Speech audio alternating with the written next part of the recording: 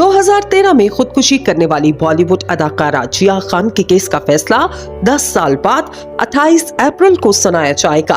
Time of India की report के मुताबिक सीबीआई की खसूसी अदालत ने जिया खान के बॉयफ्रेंड अदाकार सूरज पंचोली के खिलाफ अदाकारों को खुदकुशी पर उकसाने के मामले पर अपना फैसला महफूज कर लिया।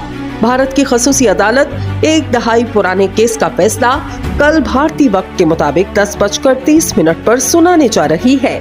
केस का फैसला आने से कबल सूरज के वालिद अदाकार आदित्य पंचोली और वालिदा जरीना वहाब पुरुमीद और पुरएतमाद हैं। इनके बेटे का इस केस से कोई लेना देना नहीं और वो बेकसूर है। ख्याल रहे 2018 में सूरज पंचोली पर बाकायदा फर्द जुर्म आयद की गई। वाज़े रहे सुपरहिट फिल्मों में काम करने वाली अदाकारा जिया खान ने 3 जून 2013 को खुदकुशी की।